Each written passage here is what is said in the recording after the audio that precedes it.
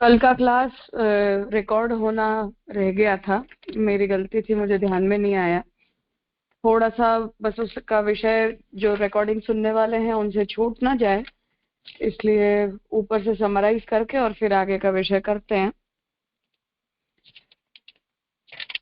अत्ता चराचर ग्रहणात्, ये सूत्र कल हमने किया था, जहाँ कठवल्ली में आए विषय वाक्य से यह प्रश्न उपस्थित हुआ कि ब्राह्मण और क्षत्रिय का भक्षण कर जाने वाला जो तत्व बताया गया है वो जीव होता है या ब्रह्म होता है। जहाँ श्री महाप्रभु जी अपनी तरफ से ये आज्ञा कर रहे हैं कि सर्वप्रथम जीव के लिए ऐसा कृत्य संभव ही नहीं है, तो ये संशय अपने आप में व्यर्थ है। इसलिए ये ब्रह्म का ही निरूपण करने वाला है, जहाँ चर और अचर ये दोनों जीव और जगतवाची हैं। और इस ब्रह्मांड का प्रलय भगवान करते हैं और प्रलय करके हर पदार्थ को अपने अंदर समाहित कर देते हैं। इसलिए उस अर्थ में ये भक्षण की जो क्रिया है वो दोष रूप नहीं है। द्वितीय अर्थ ये किया कि प्रत्येक जीव जो है वो भगवान में ही मुक्ति को प्राप्त करता है, तो मुक्ति प्राप्त करने योग्य जब वो बन जाता है तब उस जीव की ये स्थिति की जाती है, तो वो भी दोष रूप नहीं है। इसलिए भगवान का हर पदार्थ के प्रति भोग्य भाव होना यही इस सूत्र का तात्पर्य है। इसलिए अंतर्यामी के स्वरूपवाचक जो 3 अधिकरण आए उनमें अंतर्यामी की सर्वोपास्यता, अंतर्यामी की सर्वरूपता, आनंद रूपता और सभी के प्रति भोक्तृभाव, इन तीनों विषयों का निरूपण किया। 10वें सूत्र में प्रकरण की संगति से महाप्रभु जी ने पुनः ये बात सिद्ध की कि जिस प्रकरण के अंतर्गत ये विषय वाक्य आ रहा है वो ब्रह्म निरूपक प्रकरण है, इसीलिए ऐसा जो वर्णन है वो ब्रह्म परक समझना चाहिए, जीव परक नहीं समझना चाहिए। आगे गुहाम प्रविष्टौ आत्मानौ हि तद्दर्शनात्, ये सूत्र से नया अधिकरण प्रारंभ होता है, जहाँ ये विषय किया गया कि जितने जो भी शुभ कर्म हैं उनके फलस्वरूप जब मनुष्य शरीर के अंदर रहा हुआ जो भगवान का रूप अंतर्यामी है वो उस रूप में रहकर और सभी वस्तु करता है, और अंदर रहने वाला जो तत्व है वो 2 हैं जो दोनों ही एक दूसरे से। तो पूर्व पक्षी की ओर से ये पक्ष प्रस्तुत किया गया कि जो 2 तत्व हैं उन्हें हमें बद्ध जीव और मुक्त जीव परक समझना चाहिए, जिस पर श्री महाप्रभु जी ये आज्ञा करते हैं कि ये ब्रह्म निरूपक ही है, अर्थात जीव और ब्रह्म की वहां बात हो रही है। और ये जो निर्णय है वो शास्त्र के आधार पर होना चाहिए, स्वकल्पित प्रकार से नहीं। इसलिए ब्रह्म को मानने का तात्पर्य यह है कि किसी दूसरे पदार्थ से यदि किसी उत्तम पदार्थ को बताया जा रहा है तो जीव की तुलना में उत्तमता ब्रह्म की होती है, इसलिए हमें इसे ब्रह्म निरूपक समझना चाहिए। ये पक्ष श्री महाप्रभु जी ने रखा था। तो ओवरऑल जो कल का विषय हमने पढ़ा उसमें इतनी बातें आई थी।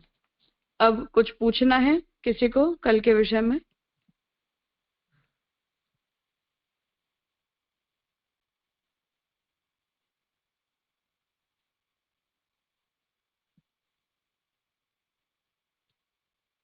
जी कहिए। हाँ, दंडोत प्रणाम दीजिए।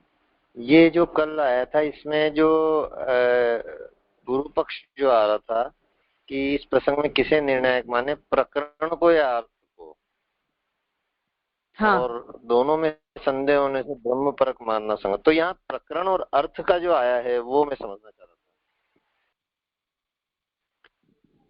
मूल अर्थात प्रकरण, पूर्व पक्षी ने ये बात कही कि प्रकरण की संगति यदि हम देखते हैं तब तो इसका ब्रह्म परक अर्थ निकलता है, ऐसा कह सकते हैं, क्योंकि ये जो विषय वाक्य आ रहा है वो विषय वाक्य की शुरुआत जीव के निरूपण से आती है और उसका उपसंहार ब्रह्म के निरूपण में हो रहा है, और उसके उन दोनों ही निरूपणों के बीच में ये वाक्य आ रहा है जिसे यहाँ विषय वाक्य बनाया गया है।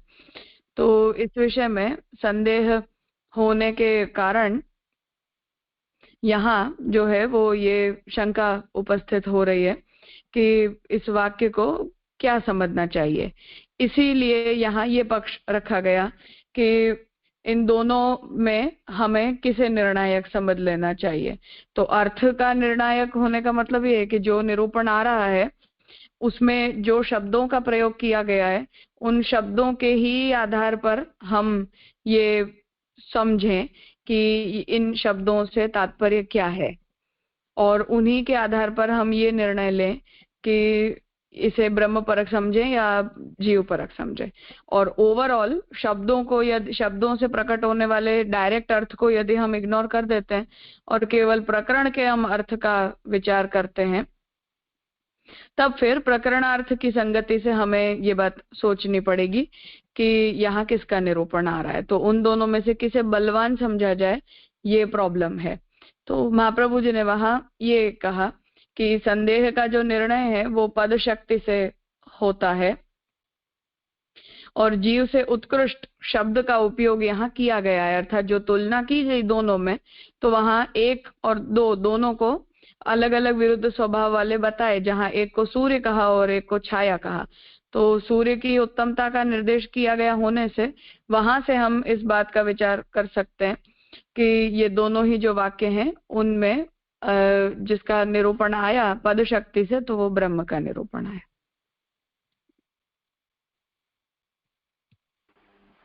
जी जी जी, ये तो स्पष्ट हुआ। पर जैसे अभी हमने पिछले ही अधिकरण में जब ये देखा कल कि वहाँ जैसे प्रकरणाच, तो वहाँ प्रकरण निर्णय किया गया था, यहाँ शब्द से निर्णय किया जाएगा, तो इसका क्या मतलब रूल है? कहीं प्रकरण का भी निर्णय मान्य और नहीं, जहां शब्द के अर्थ से स्पष्ट तात्पर्य प्रकट न होता हो वहां पूर्व से प्रकट होने वाले अर्थ के करते पर का अर्थ प्रबल माना जाता है। तो शब्द के करते वाक्यार्थ बलवान होता है, वाक्यार्थ के करते प्रकरणार्थ बलवान होता है। उस तरह से क्रमशः जो महाप्रभु जी ने सुबोधिनी में ये कहा कि शास्त्रार्थ बड़ा होता है, फिर उसके नीचे स्कंधार्थ प्रकरणार्थ आदि होते हैं। पर महाप्रभु जी ये कह रहे हैं कि यहाँ पद से ही ये बात स्पष्ट हो रही है कि जीव के करते किसी उत्तम तत्व की बात हो रही है। तो यदि उत्तम की बात हो रही है तो पुनः वहां बद्ध और मुक्त ऐसे जीव की ही दो कक्षाओं का विचार न करते हुए हमें इसे ब्रह्म परक समझना चाहिए। तो जब शब्द से स्पष्टता हो रही है तब फिर प्रकरणार्थ तक जाने की कोई आवश्यकता बचती नहीं है। यदि शब्द से न ही अर्थ निकलता हो तभी फिर प्रकरणार्थ का विचार किया जाता है।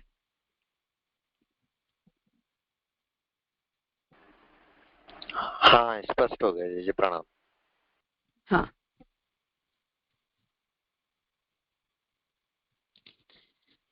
ठीक है। तो इतना विषय कल हमने देखा था। आज इस सूत्र को आगे बढ़ाते हुए फिर महाप्रभु जी आज्ञा कर रहे हैं कि गुह आतप शब्दों से ही सब कुछ स्पष्ट हो जाता है। तो गुह शब्द फिर से जो पिछले अधिकरण में ये बात आई थी कि हृदय की गुहा में प्रविष्ट आत्मा नौ ही तद्दर्शनात्। तो हृदय की गुहा में प्रविष्ट जो आत्मा है उसी का उसे दर्शन होता है। तो जो गुहा है वहां जो निहित तत्व है उसका निर्धारण तो हम ऑलरेडी पहले गीता जी और उपनिषद दोनों के ही वाक्यों से कर चुके हैं कि हृदय गुहा के अंदर रहने वाला तत्व ब्रह्म होता है। तो वो स्पष्ट हो जाने के बाद अब ये कह रहे हैं कि ऋतम पिबंतौ में ही संशय होता है कि इसमें दो प्रकार के जीवों का वर्णन है अथवा जीव और ब्रह्म का है। ब्रह्म के सामान्य रूप से वर्णन होने से तथा जो विज्ञानवान होता है इस वाक्य के आगे विद्वान और अविद्वान का उल्लेख होने से तो दो जीवों का वर्णन ही समझ में आता है। तो पूर्व पक्षी यहाँ अपने द्वारा किए गए संशय को फिर से दृढ़ करने का प्रयास कर रहा है कि ऋतम पिबंत से यह संशय होता है कि यहाँ जीव कहा जाना है या ब्रह्म कहा जाना है। और ब्रह्म का जो सामान्य रूप से वर्णन मिल रहा है वहां वाक्य ये आ रहा है कि जो विज्ञानवान होता है, और इतना कहने के बाद विद्वान और अविद्वान का उल्लेख है। तो विद्वान को हम मुक्त जीव मान लें और अविद्वान को हम बद्ध जीव मान लें, तो उस प्रकार से ये वर्णन में ऐसी बात समझ में आती है कि ये अर्थ, ये जो विषय है वो जीव परक हो सकता है, अर्थात ये ब्रह्म परक ही है, ऐसा कहने की आवश्यकता नहीं है। मंत्र में भी स्वर्ग और अपवर्ग सुख के बोधक रत शब्द का प्रयोग किया गया है। कर्म और ज्ञान दोनों ही मार्गों को विहित माना गया है, अतः कर्मयोगी और ज्ञान योगी दोनों को ही सुकृत लोक कहा गया है। तो ये जो मंत्र है वहां भी स्वर्ग और अपवर्ग का सुख भोगने वाले, तो स्वर्ग का जो फल है वो बद्ध जीव भोगते हैं और अपवर्गिक जो फल है उसका भोग बढ़ के और मुक्त जीव करते हैं। और वहां इसको बताने के लिए रत शब्द का प्रयोग हुआ है। कर्म मार्ग और ज्ञान मार्ग ये दोनों ही शास्त्र विहित पद्धति है, अतः कर्मयोगी और ज्ञान योगी दोनों को ही सुकृत लोक कहा गया है, अर्थात अपने उत्तम कर्मों के द्वारा उत्तम फलों को वो प्राप्त करते हैं।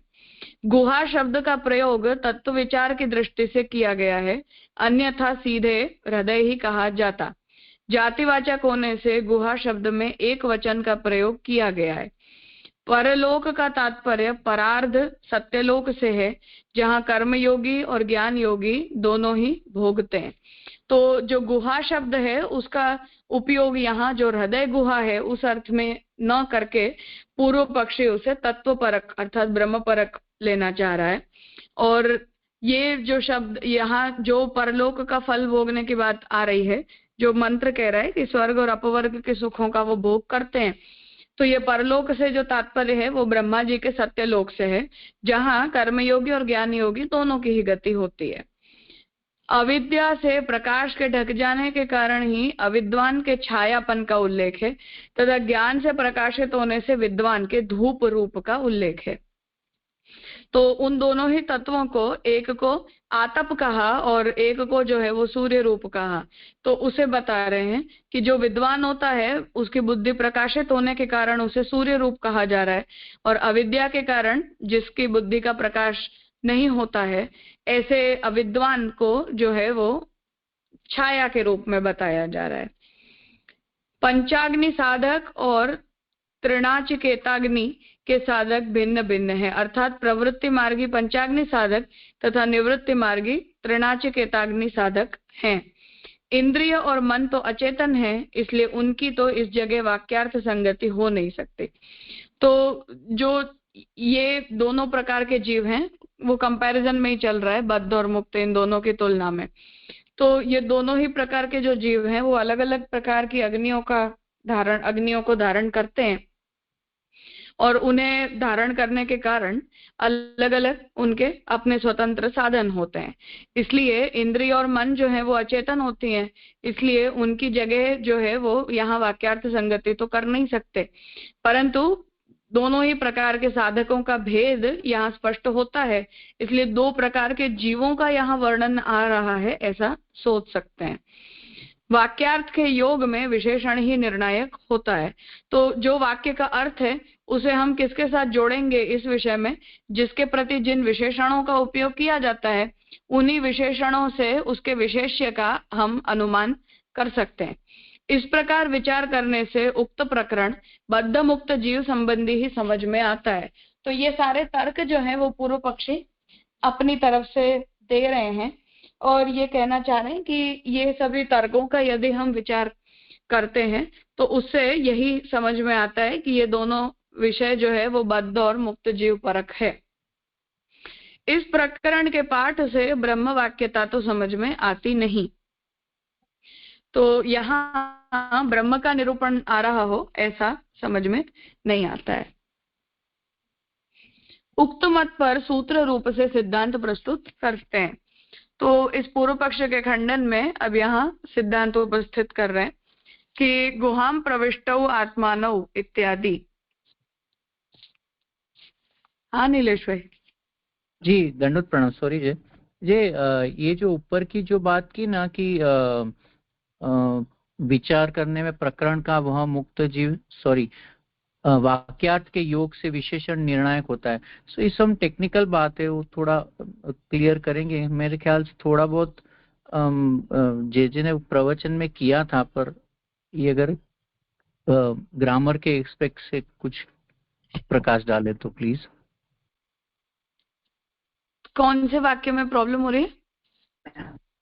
ये जो बात करें ना कि वाक्यार्थ के योग में विशेषण ही निर्णायक होता है, ये समथिंग सिद्धांत कुछ है ना, मतलब ग्रामर का पॉइंट। तो ऐसे हाँ। कोई सादा एग्जांपल देख के समझाएंगे प्लीज।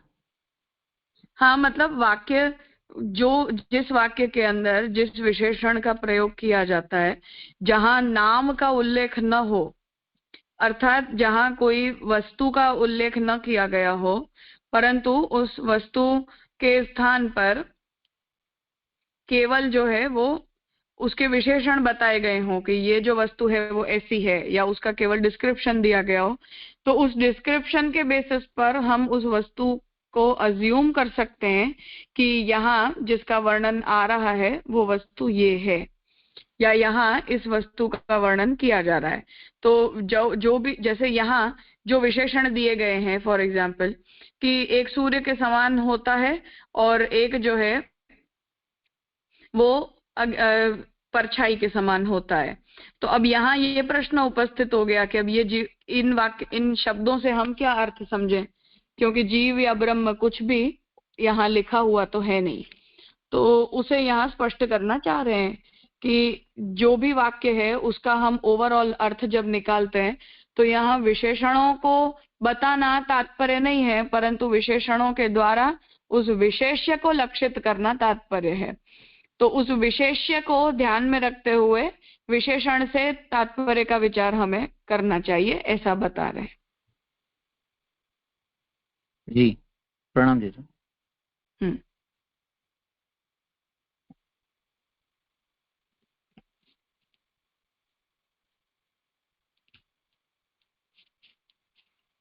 हाँ बोलो जयश्रीबेन। हाँ राजा दंडवत प्रणाम। ऊपर जो बताया ना कि जातिवाचक होने से गुहा शब्द में एक वचन का प्रयोग किया गया है, तो जातिवाचक से क्या लेना कि क्योंकि ऊपर आपने बताया कि तत्वज्ञानी ब्रह्म, तो फिर हृदय कहा गया है, तो वो नहीं पता चलता। मतलब ये कि तत्वज्ञानी जीव को यहाँ लक्षित किया जा रहा है, ब्रह्म को लक्षित नहीं किया जा रहा है। हमने ये तर्क दिया कि अंतर गुहा में रहने वाला तत्व ब्रह्म होता है, ये बात गीता जी के वचन में आई। तो पूर्व पक्षी ये कह रहा है कि गुहा शब्द का मतलब हृदय होता ही नहीं है। क्यों नहीं होता है? तो जाति शब्द का मतलब यहाँ ये है कि जो भी उस वस्तु की एसेंशियल, उसका जो गुण हो, उस एसेंशियल गुण को या उस पहचान करने वाले एक्सक्लूसिव कैरेक्टरिस्टिक को जाति कहा जाता है। तो गुहा शब्द जो है वो हृदय के अर्थ में यूज नहीं हुआ है, पर जो कुछ भी गूढ़ है उसके लिए इस शब्द का प्रयोग किया जा सकता है। तो गूढ़ होने के अर्थ में प्रयोग हो सकता है, तो वो जो भी तत्व है वो छुपा हुआ है, गूढ़ है, ऐसे अर्थ में गुहा शब्द को समझना चाहिए। गुहा शब्द का मतलब हृदय गुहा ऐसा मानने की जरूरत नहीं है। हाँ राजा क्लियर हो, दंडवत प्रणाम।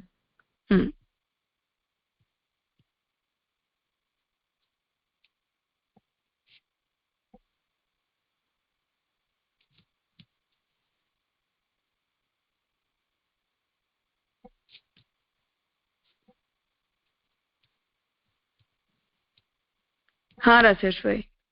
हाँ राजा दंडवत प्रणाम। राजा खाली ये अधिकरण के रेफरेंस में प्रश्न था, मतलब हम ये देखें तो यहाँ जो संशय लिखा है तो हम उसको संशय सिद्धांत मतलब विषय वाक्य पूर्व पक्ष उत्तर पक्ष और ऐसा कुछ इसमें कर सकते हैं, क्योंकि हम पूर्व पक्ष देखा फिर उत्तर पक्ष देखा फिर संशय ऐसा महाप्रभु का शब्द आया और फिर सिद्धांत आया, तो ऐसा कुछ यहाँ पे समझ सकते हैं? ऐसा खाली थोड़ा अधिकरण के रेफरेंस में पूछ रहा था। हाँ, मतलब उसका फ्लो हमेशा यूनिफॉर्म होना कंपलसरी नहीं है। बीच में सिद्धांत आ जाए उसके बाद पुनः भी पूर्व पक्ष उपस्थित हो सकता है। तो कन्वर्सेशन की तरह ही ये चलता है, दो लोग बात कर रहे हो तो कहीं से भी कोई भी तर्क पुनः उपस्थित किया जा सकता है। तो उसी तरह ये चल रहा है सब्जेक्ट। तो इसलिए यहाँ अब अभी तक तो पूर्व पक्ष ही आया है। अब सिद्धांत आएगा। तो हम खाली मेजरली अगर दो बाइफर्केशन करें तो पूर्व पक्ष और उत्तर पक्ष इतना समझ के मतलब क्लियर समझ सकते हैं अभी।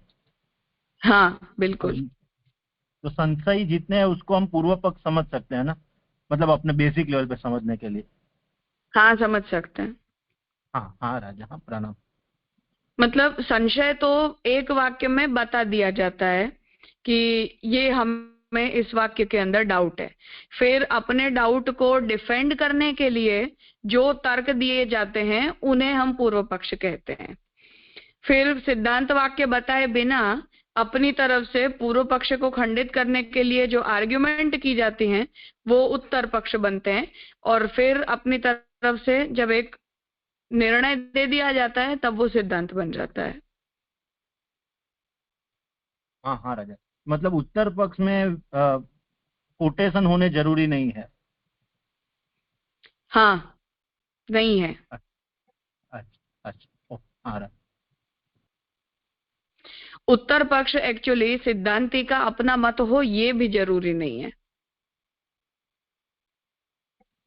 ये समझ नहीं पड़ा राजा। मतलब नैयायिकों की आर्ग्यूमेंट का खंडन शंकर पक्ष की ओर से भी किया जा सकता है और शंकराचार्य जी की द्वारा दी गई आर्ग्यूमेंट का जो खंडन है वो न्याय के वाक्यों से भी दिया जा सकता है।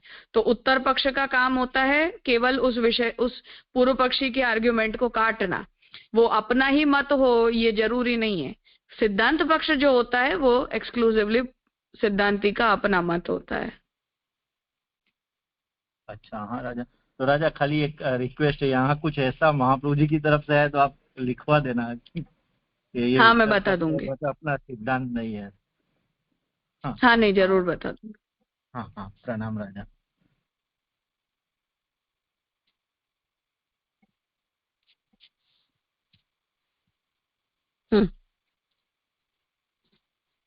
उक्त मत पर सूत्र रूप से सिद्धांत प्रस्तुत करते हैं। गुहाम प्रविष्टौ आत्मानौ इत्यादि। अब इस विषय में तो महाप्रभु जी अपना सिद्धांत बता रहे हैं। गुहा अर्थात हृदयाकाश में एक साथ प्रविष्ट जीवात्मा और परमात्मा है। तो जो बात हम द्वासोपर्णा सयुजा सखायो समान वृक्षम परिशस्व जाते वहां जो हम पढ़ते हैं उसे बता रहे कि जो हृदय गुहा है उसमें एक ही हृदय गुहा के अंदर प्रविष्ट जीवात्मा और परमात्मा दोनों होते हैं। अनेन जीवेन आत्मनानुप्रविश्य इत्यादि श्रुति में दोनों के प्रवेश का स्पष्ट उल्लेख है। तो जो बात मैं कह रही थी कि ये सिद्धांत पक्ष जब आता है तो वचन बताए जाते हैं अपने पक्ष को सिद्ध करने के लिए। तो महाप्रभु जी यहाँ ये कह रहे हैं कि श्रुति वचन के अंदर ये बात स्पष्ट आती है कि जब वो शरीर का जो ढांचा है जिसे हम स्थल कहते हैं वो शरीर का ढांचा जब तैयार हो जाता है तो उसके तैयार हो जाने पर जो ब्रह्म है वो जीवात्मा के साथ उस शरीर के अंदर प्रविष्ट होता है। तो हृदय गुहा के अंदर ये दोनों एक साथ प्रवेश करते हैं। ये बात श्रुति में लिखित है। एक ही हृदयाकाश में दो जीवों का प्रवेश संभव भी नहीं है। तो दो जीवात्माएं एक शरीर में भी नहीं रह सकती। मजाक लोगों को इन सब बात में जो बहुत बिलीफ होती है कि किसी के शरीर में किसी दूसरे की आत्मा बोलती है, तो सैद्धांतिक रूप से ये सब मूर्खतापूर्ण विचार हैं। तो ऐसा कभी नहीं हो सकता है। कभी भी एक शरीर के अंदर दो जीवात्माओं का प्रवेश एक साथ संभव नहीं है। इसलिए जो पूर्व पक्षी ये कह रहे थे कि बद्ध और मुक्त दो प्रकार के जीव यहाँ हैं ऐसा हम समझें, तो इस पक्ष का महाप्रभु जी खंडन कर रहे हैं। यदि एक ही जीवात्मा के दो रूपों के प्रवेश की बात होती तो जीवात्मानव ऐसा प्रयोग किया जाता। केवल आत्मानव के प्रयोग से तो यही अर्थ सही जचता है कि दो विभिन्न प्रकार की आत्माएं प्रविष्ट हैं। तो जो बात हम समझते हैं कि वैसे टेक्निकली आत्मा और जीवात्मा ये दोनों अलग अलग अर्थों में यूज होते हैं। तो जीवात्मा बद्ध के संदर्भ में उपयोग में आती है और जो आत्मा होती है वो मुक्त या शुद्ध के अर्थ में उसका प्रयोग होता है। तो ये बात यहाँ बता रहे हैं कि द्विवचन में आत्मानव शब्द का प्रयोग नहीं होता पर जीवात्मानव होता। तो आत्मा शब्द के द्वारा ब्रह्म को भी लक्षित किया जाता है, क्योंकि आत्मा में फिर अलग किए जाते हैं कि आत्मा शब्द का यदि उपयोग अपरिच्छिन्न के अर्थ में हुआ है तो उसे हमें ब्रह्म समझना है, और परिच्छिन्न अर्थ में हुआ है तो अब उसे हमें जीव समझना है। तो ये दोनों ही पक्ष होते हैं, इसलिए उन्हें इस प्रकार से समझा जा सकता है। पूर्व के अधिकरण में यथेच्छ भोग की साधना ही बताई गई है। प्रकारांतर से भी रतम सत्यम परम ब्रह्म इति कहकर रत और सत्य को ब्रह्म स्वरूप ही निश्चित किया है। तो आगे के अधिकरण में भी जैसे फल की भोग कोई जीव करना चाहे तदनुसार वो कर्म मार्ग, ज्ञान मार्ग या भक्ति मार्ग का चयन करे, ऐसा बताया गया है। इसलिए यहाँ रतम सत्यम परम ब्रह्म ये वचन में भी रत शब्द का उपयोग और सत्य, इन दोनों ही, रत शब्द का मतलब सत्य भी होता है और रत शब्द का मतलब परम सत्य तत्व, ऐसा ब्रह्म भी होता है। तो इसलिए यहाँ ये बात कह रहे हैं कि रतम और सत्यम इन दोनों ही शब्दों का जो प्रयोग है वो के लिए किया जाता है, और ब्रह्म को लक्षित करने के लिए ही ये दोनों ही शब्द यहाँ बताए गए हैं। इसलिए यहाँ जो सूत्र के अंदर ये बात कही जा रही है कि गुहम प्रविष्ट, तो यहाँ ऋत शब्द से इस विषय वाक्य के अंतर्गत हमें ब्रह्म को समझना चाहिए। इसी स्वरूपामृत को पान करने वाले दोनों का उल्लेख है। सुकृत शब्द भी ब्रह्म के लिए ही कहा गया है, तत्सुकृतम उच्यते, ऐसा श्रुति प्रमाण भी है। वही लोक है, अर्थात जो सुकृत शब्द का प्रयोग किया गया है वो सत्यलोक के लिए नहीं किया गया है, परंतु वो ब्रह्म के लिए किया गया है। सुकृतस्य में जो षष्ठी विभक्ति के प्रयोग है वह राहौ शिरः की तरह भेदोपचारक है, औपचारिक है। तो यहाँ ये कह रहे हैं कि जो सुकृत शब्द है वो ब्रह्म के लिए ही बताया गया है, इसलिए श्रुति जो है वही ये बात को सिद्ध भी कर रही है, और उसे ही भोगता है वो जीव, ऐसा बताने के लिए उसे लोक के रूप में बताया गया है। वो स्थानवाची है, और वो स्थानवाची है, इस बात को बताने के लिए कह रहे हैं कि यहाँ षष्ठी विभक्ति का जो प्रयोग किया गया है वो वैसे भेदोपचारक है, पर वो भेद औपचारिक होता है, अर्थात राहु का शिर। तो जब हम राहु का शिर कहते हैं तो वस्तुतः राहु को जब भगवान ने उसका सिर सुदर्शन चक्र से काट दिया तो उसके पास जो है वो शरीर अपने माथे के अलावा और शरीर का अंग है भी नहीं, तो वो केवल उस शिर को धारण किए हुए, तो राहु बोलना या उसका शिर बोलना ये दोनों एक ही बात है। फिर भी राहु का सिर ऐसा जब प्रयोग किया जाता है तो वो केवल औपचारिक भेद बताया जाता है, वो वास्तविक भेद नहीं होता है, क्योंकि वो दोनों एक ही हैं। उसी तरह सुकृत शब्द का जो उपयोग है वो भी ब्रह्मवाची ही है, और वो लोकवाची है, जहाँ उस प्रकार के कर्मों को करने वाले जीव ब्रह्म का भोग करते हैं, अर्थात ज्ञानी ब्रह्म का भोग करते हैं।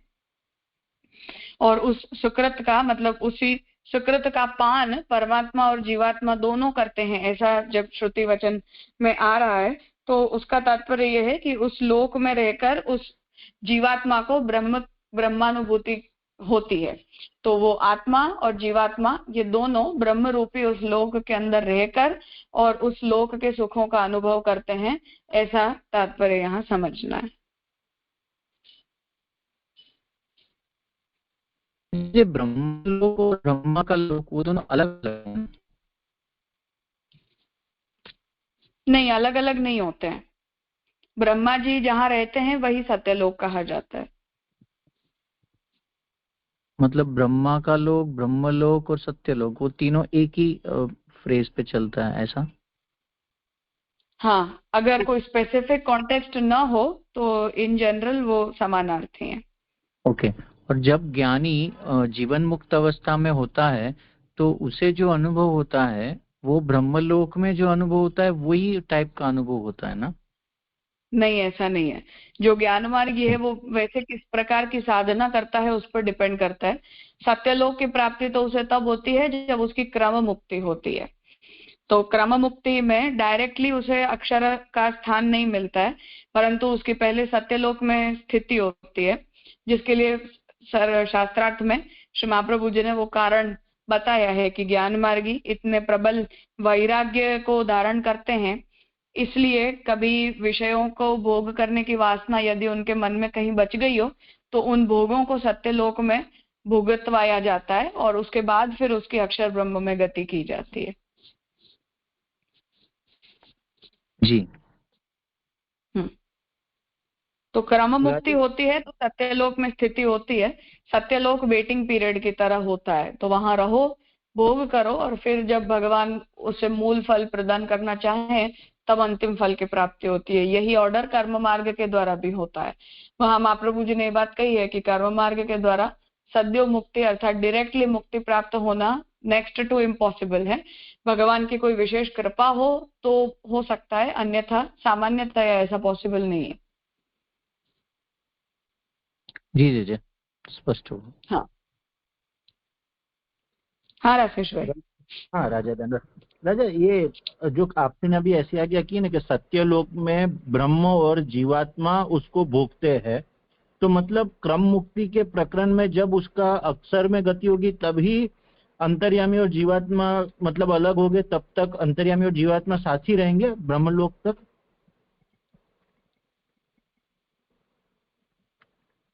नहीं, यदि वो आनंद धर्म प्रकट हो जाता है पूर्णतः तब फिर उनमें ऐसा कोई भेद नहीं बच जाता है, वो दोनों एक ही हो जाते हैं।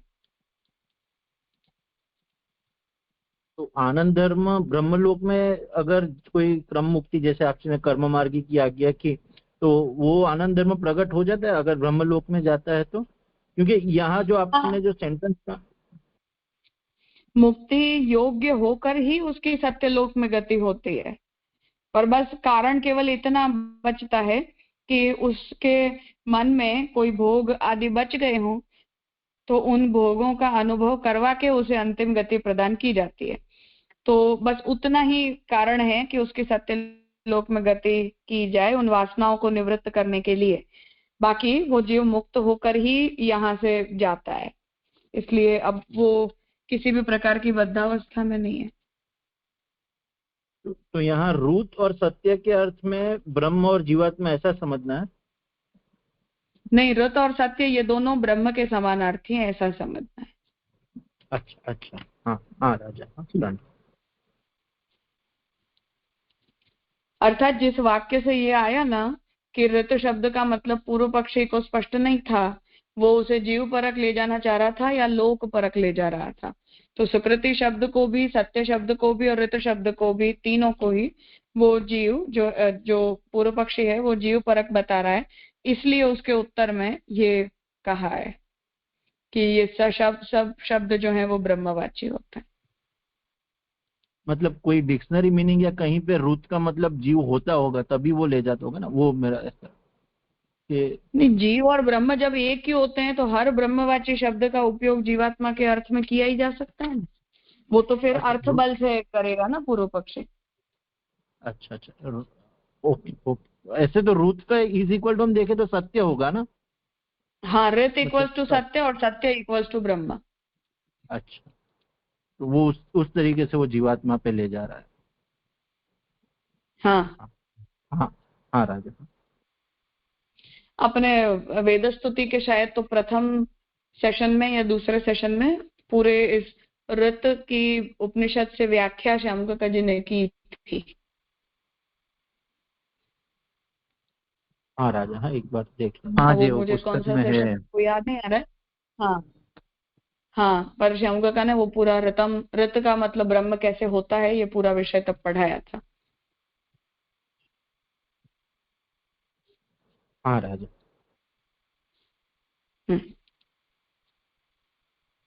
और दूसरी बात यह है कि कॉन्टेक्चुअल मीनिंग हर शब्द के होते हैं, ये बात सही है। मतलब शंकराचार्य जी हर स्थान पर लक्षणा करते हैं ऐसा नहीं है, पर अर्थ बल का जो इम्पोर्टेंस है वो माना गया है। जैसे आत्मा शब्द का उपयोग जीवात्मा और परमात्मा दोनों के लिए होता है, तो संदर्भानुसार ही हम निर्णय करते हैं कि यहाँ आत्मा शब्द का मतलब जीव समझना है या ब्रह्म समझना है। तो उसी तरह ऋत शब्द का, सत्य शब्द का, इन सब के भी संदर्भानुसार अर्थ किए जाते हैं। तो वहां स्वातंत्र तो नहीं कह सकते हैं इसको, पर संदर्भ बुद्धि का विचार होता है, और वो संदर्भ बुद्धि ऑलवेज लक्षण है ऐसा नहीं है, संदर्भ का विचार करके वो किया जाता है। तो जो भी का पक्ष है वो अपने सिद्धांत अनुसार वहाँ शब्दों के आपका आवाज बहुत कट रहा है राजा, आपका आवाज लास्ट 1 मिनट से कट रहा है। अच्छा, अभी सुनाई दे रहा है कि अभी भी वही समस्या है? नहीं, अभी एकदम क्लियर है, अभी क्लियर। लास्ट 1 मिनट ही हुआ, बाकी क्लियर। हाँ, वो बीच में ऐसा कुछ फ्लक्चुएशन, हाँ वो बीच में ऐसे कुछ फ्लक्चुएशन आ जाते हैं, बाकी मैंने ऐसा कुछ चेंज नहीं किया है। सच बता देना ऐसा कुछ होगा, रिपीट कर सकते। हाँ ठीक है। पर जीजी इसमें जैसे रित और सत्य ये दोनों शब्द इसमें जो मूल वचन दिए उसमें कहाँ आए? जैसे इसमें तो इससे बताया ना, कृतम पिबंतो सुकृतस्य लोके गुहाम प्रविष्टो परमे परार्धे छाया तपो ब्रह्मविदो वदन्ति पंचाग्नयो ये च त्रीणि चिकेता। इसमें रित तो सत्य दोनों शब्द नजर नहीं आ रहे।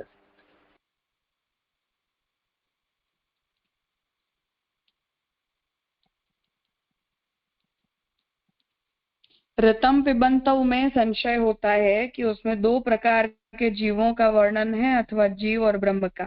ये भी तो संशय उपस्थित किया ना 118वें पृष्ठ पर। तो वहां तो ऋत शब्द का उपयोग है, और जिस अर्थ में यहाँ ये कहा जा रहा है कि वो शुभ कर्मों का भोग करता है और उसके द्वारा सत्य का पान करता है, तो वहां सत्य के पान में जो है वो ऋतम पिबंतौ ये वचन आता है, इसलिए ऋत शब्द के अर्थ का विचार किया जा रहा है।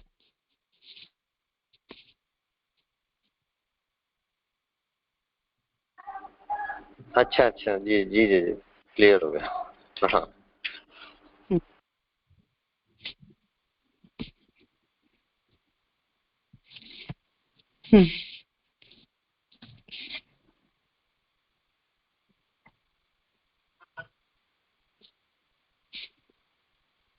हाँ, तो राहो शिरः की तरह भेदोपचारक है अर्थात औपचारिक है।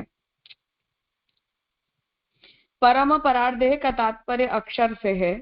इसमें जो सप्तमी विभक्ति का प्रयोग है वह वृक्षाग्रे श्येनः की तरह औपरिष्टिक सामीप्य का द्योतक है, जिससे परम परार्धे के ऊपर स्थित भगवान के अक्षर लोक का बोध होता है। तो महाप्रभु जी ये आज्ञा कर रहे हैं कि परम परार्धे, अब वो उसका भोग करते हैं, तो भोग करके कहाँ जाते हैं? तो कोई लोक में नहीं जाते, अक्षर में जाते हैं, ये बताने के लिए परमे परार्धे। तो वहां परमे परार्धे अर्थात परम लोक परार्ध में, तो ये तात्पर्य वहां परार्ध शब्द से अक्षर का, अक्षर ब्रह्म में है। और इसमें जो सप्तमी विभक्ति का प्रयोग किया गया है उस सप्तमी विभक्ति का प्रकार बता रहे हैं कि वृक्षाग्रे श्येनः की तरह औपरिष्टिक सामीप्य का द्योतक है, अर्थात कोई वस्तु किसी दूसरे वस्तु से बहुत पास हो, तो पास होने पर ऐसा बोला जाता है, जैसे हमारे पास कोई आकर बैठ जाए तो हम कहें तो हम ये कहेंगे कि हाँ गोद में ही बैठ जाओ, हमारे ऊपर ही बैठ जाओ। तो ऊपर ही बैठ जाओ मतलब सिर पर बैठ जाओ ऐसा नहीं होता है, पर जब हम ये कहते हैं कि तुम सिर पर बैठ जाओ तो उसका मतलब है कि तुम बहुत ज्यादा करीब आकर बैठे हुए हो। तो उसी तरह यहाँ भी उसी अर्थ में सप्तमी विभक्ति का प्रयोग किया गया है कि वो इतना करीब है कि एज गुड एज वो अक्षर में है, जिससे परम परार्ध के ऊपर स्थित भगवान के अक्षर लोक का बोध होता है। तो वो अक्षर लोक के इतना समीप है, उस सामीप्य को बताने के लिए वहां ऐसी सप्तमी का उपयोग किया गया है। उस लोक में दिखने वाले परमात्मा और जीवात्मा की भिन्न स्वरूप स्थिति को बतलाने के लिए छाया और आतप रूप से वर्णन किया गया है, जो कि परोक्षवाद है। अब वो लोक में क्योंकि परमात्मा भी रहता है और जीवात्मा भी रहता है, तो उन दोनों की स्थिति है, परंतु उन दोनों की भिन्न स्थिति है। अर्थात ऐसा नहीं है कि वो जीवात्मा एकाकार होकर अक्षरात्मक बन चुका है, तो वो अक्षरात्मक नहीं बना है, पर वो उसके साथ है। ये बताने के लिए वहां उन दोनों की भिन्न स्थिति को बताने के लिए ये कहा गया है कि रहते दोनों एक साथ हैं, परंतु वो दोनों ही एक दूसरे से विरोधी धर्म वाले बनकर रहते हैं। तो अर्थात परमात्मा की छाया पड़ने से उन्हीं के समान रूप वाला होकर उनकी बराबरी प्राप्त कर जीव भी वैसा ही हो गया है। तो वो सामीप्य द्योतक है, अर्थात परमात्मा है, उसकी छाया पड़ने के कारण समान रूप वाला बन के जो जीवात्मा है वो परमात्मावत, परमात्मा तुल्य हो गया है। विशिष्ट ब्रह्म प्रकट आनंद वाला होने से ही उसे आतप स्वरूप कहा गया है। तो जो ब्रह्म है वो विशिष्ट आनंद धर्म वाला है और उस आनंद धर्म की छाया जीव के ऊपर पड़ रही है, इससे जीव प्रकाशित हो रहा है, ऐसा उस तुलना का तात्पर्य है। वेद के तीनों ही कांडों में परोक्षवाद है, अर्थात इनडायरेक्टली वो बातें कही गई हैं। सूत्र में किया गया ही शब्द का प्रयोग यह अर्थ ही संगत है ऐसा निश्चयार्थक है। तो सूत्र में जो ही शब्द का उपयोग किया गया है वो निश्चय के अर्थ में समझना चाहिए, अर्थात यहाँ यही अर्थ समझना है कि उसमें रहा हुआ जो ब्रह्म है वो ब्रह्म और जीवात्मा ये दोनों ही वहां रहकर उस लोक का भोग करते हैं। आत्मानव पद में स्पष्ट रूप से तो जीवात्मा परमात्मा शब्द का परिज्ञान होता नहीं, फिर ये ही अर्थ कैसे निश्चित माना जाए। अब जो आर्गुमेंट हमने दी कि जीवात्मानव कहा होता तो दो प्रकार के जीव ऐसा हम समझ सकते थे, पर क्योंकि आत्मानव शब्द का उपयोग किया गया है इसलिए हम दो प्रकार के जीव ऐसा अर्थ नहीं कर पाएंगे। तो यहाँ इसलिए अब पूर्व पक्षी पुनः ये संशय कर रहा है कि आत्मानव यदि ऐसा कहा गया है तो आत्मानव का मतलब ऐसा कैसे हुआ कि वहां दो आत्मा के प्रकारों में हम जीवात्मा और परमात्मा समझ लें। तो इस संशय पर सूत्रकार तद दर्शनात् पद का सूत्र में प्रयोग करते हैं। तो वहां प्रविष्ट आत्मानव और वहां तत् दर्शनात् ये जो शब्द का प्रयोग आया उसे बता रहे हैं कि तद दर्शनात् पद का सूत्र में प्रयोग करते हैं, अर्थात उपनिषदों में जीव ब्रह्म दोनों का भिन्न रूप से प्रतिपादन किया गया है। तो जीव और ब्रह्म इन दोनों को तद दर्शनात् मतलब उपनिषद में इस प्रकार से देखा गया है या बताया गया है, ऐसा बताने के लिए तद दर्शनात् पद का प्रयोग किया गया है। इस मनुष्य के मर जाने पर इसका क्या रूप होता है, इस प्रश्न पर कोई कहता है कि इसका अस्तित्व रहता है और कोई कहता है इसका कोई अस्तित्व नहीं रहता। इस रहस्य को मैं आपसे जानना चाहता हूँ। तो ये नचिकेत ने जो है वो प्रश्न उपस्थित किया है कि मृत्यु के बाद जीव की गति क्या होती है। तो जीवत्व उसका बचता है या जीवत्व उसका नहीं बचता, इस नेचर का ये प्रश्न है। तो इस पर वहां उत्तर दिया गया है कि तथा अन्यत्र धर्माद अन्यत्र अधर्मात इत्यादि ब्रह्म संबंधी प्रश्न है और उसके बाद फिर ब्रह्म संबंधी प्रश्न पूछे गए। इस प्रसंग में ब्रह्म के स्वरूप का वर्णन करके जीव स्वरूप का निरूपण करने के लिए उन दोनों के समान रूप से महाभोग को दिखलाने के लिए बीच में दोनों स्वरूप का वर्णन किया गया है। इससे निश्चित होता है कि यह वाक्य ब्रह्मपरक ही है। तो महाप्रभु जी उस पूरे प्रकरण को एक्सप्लेन कर रहे हैं कि शुरुआत में ब्रह्म का जीव संबंधी ये प्रश्न पूछा गया कि मृत्यु के बाद उस जीव की क्या गति होती है। उसके बाद ब्रह्म संबंधी प्रश्न पूछा गया है कि ब्रह्म के ऐसे धर्मों का निरूपण यहाँ आता है, ब्रह्म के कुछ अन्य धर्मों का निरूपण दूसरे स्थान पर आता है, तो ब्रह्म का स्वरूप कैसे समझा जाए।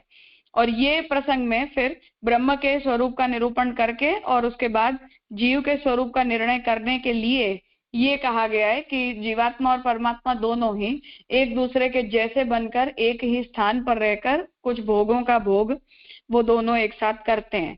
और ये इस प्रकार का भोग वो दोनों उस अवस्था में, अर्थात जीवात्मा जब मुक्तावस्था में होती है, परंतु मुक्तावस्था में होने के बावजूद भी वो परमात्मा से उसकी भिन्न स्थिति बहुत करीब होने के कारण बनी रहती है। उस स्थिति का वर्णन करने के लिए वहां इन दोनों के ऐसे स्वरूप का वर्णन किया गया है। तो इससे ये निश्चित होता है कि ये ब्रह्मपरक वाक्य है, जहां उसकी ब्राह्मिक स्थिति को बताने के लिए ही ये वाक्य आ रहा है और उसके बाद फिर आगे ब्रह्म के स्वरूप के संबंध में धर्मों को नचिकेत पूछ रहे हैं। तो इस पूरे प्रकरण को यदि हम देखते हैं, उसका पूरा फ्लो यदि हम देखते हैं, तो उससे ये स्पष्ट होता है कि यहाँ जिन दो आत्माओं का प्रश्न पूछा जा रहा है वो दो आत्माएं जीवात्मा और परमात्मा हैं, बद्ध जीव और मुक्त जीव नहीं है।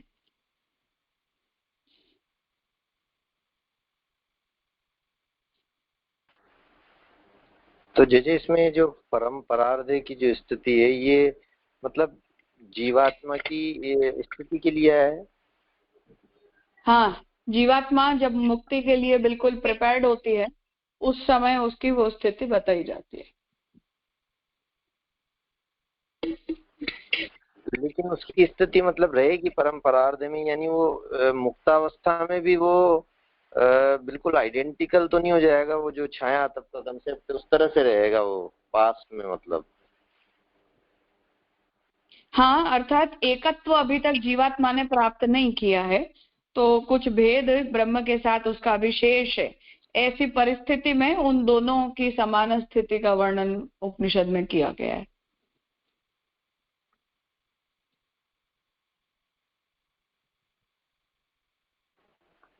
जी जी, क्लियर हो गया। ठीक। राजा ये जो पैराग्राफ है ना सेकंड लास्ट, उसमें ये छाया पड़ने से उन्हीं के समान रूप वाला है, तो ये सिद्धांत समझेंगे क्या उत्तर पक्ष? मतलब ये छाया वाला जो सिद्धांत है वो तो शंकराचार्य जी का रहेगा ना, इसलिए मैं नहीं, यहाँ पे यही कह रहे हैं कि ब्रह्म की छाया का मतलब है ब्रह्म के धर्मों का कुछ अंश में प्राकट्य है, कुछ अंश में अप्राकट्य है। अच्छा, ओके, आ रहा।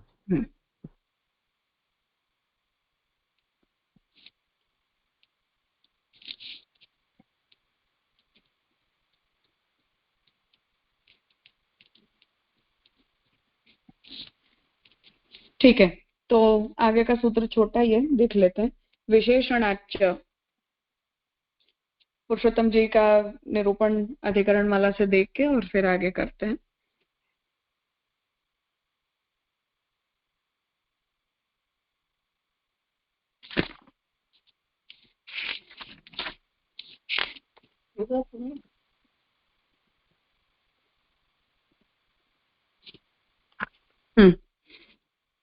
तो प्रथम सूत्र में ये बात हमने देखी कि जीव का ही वहां वर्णन है, ये निर्णय पुरुषोत्तम जी दे रहे हैं। ततः द्वितीय सूत्रे पूर्व प्रकरणोक्त विशेष बलाद अपि विशेषण बलाद अपि अत्र जीव ब्रह्मणि एव उच्यते इति साधितम। तो अब इसका जो दूसरा सूत्र है उसमें पूर्व प्रकरण में कहे हुए प्रकार से विशेषण के बल से यदि हम विशेष्य का विचार करते हैं तो जीव और ब्रह्म का ही वर्णन है, ऐसा सिद्ध होता है। पूर्व अधिकरणोक्त ब्रह्म क्षत्र भोगोत्र एव इति ज्ञापनार्थम। तो आगे के अधिकरण में बताए हुए प्रकार से ब्रह्म और क्षत्रिय के भोग को ही बताना यहाँ तात्पर्य है। तेन अनुप्रसंग संगति, ऐसी उसकी अवान्तर प्रसंग के द्वारा संगति होती है, अर्थात उसके कंटिन्यूएशन में ये विषय आ रहा है, ऐसा समझना चाहिए। विशेषणात् च, विशेषण के द्वारा भी। पूर्वोक्त विशेषणों की संगति ब्रह्म और जीव दोनों में ही होती है, अर्थात जो विशेषण सूर्य और सूर्य की छाया के शब्दों के द्वारा बताए गए, उन दोनों की संगति ब्रह्म और जीव के साथ ही होती है।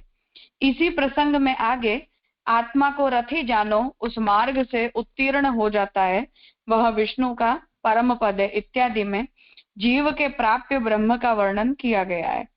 तो इसी ये जो विषय वाक्य पूर्व सूत्र में पूछा गया, उसी की कंटिन्यूटी में जब दूसरा वाक्य आता है तो वहां ये कहा जाता है कि आत्मा जो है वो रथी होती है, जो हमारी सभी पूरे संघात को लीड करती है और उस देह संघात को लीड करते हुए मार्ग को पार करके और विष्णु के परम पद को वो प्राप्त करती है।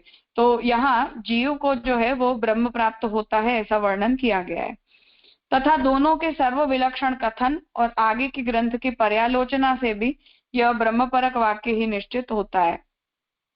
तो ये जो दोनों है अर्थात आत्मा और परमात्मा, ये दोनों ही सभी से विलक्षण है, ऐसा भी कहा। और आगे भी जो प्रकरण में आगे के जो वाक्य आ रहे हैं, उन वाक्यों को भी यदि हम देखें तो ये वाक्य ब्रह्मपरक ही सिद्ध होता है। द्वा सुपर्णा आदि श्रुति तो असंदिग्ध रूप से इन दोनों का वर्णन करती ही है। तो एक ही डाली के ऊपर दो पक्षी बैठे हुए हैं, ये जो वर्णन है वहां तो स्पष्ट रूप से भोग करने वाली जीवात्मा और साक्षी रूप से देखने वाला अंतर्यामी, ऐसा अर्थ तो वहां स्पष्ट ही है। सूत्रस्थ च का प्रयोग समुच्चय बोधक है, यह सूचित करता है कि प्रकरण के सभी वाक्य एक ही बात के समर्थक हैं।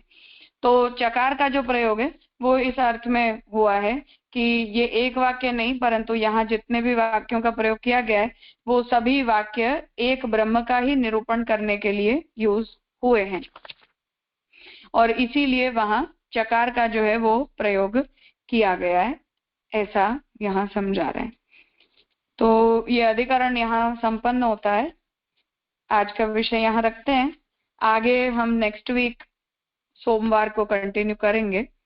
कल से यदि सुबोधिनी का प्रारंभ होगा या उसके कुछ ट्रायल सेशंस लेने हैं, ऐसी बात हो रही थी, तो जो भी होगा वो ग्रुप में कल सुबह का सूचित कर देंगे, पर अणुभाष्य का जो क्रम है वो हम अगले सोमवार को कंटिन्यू करेंगे।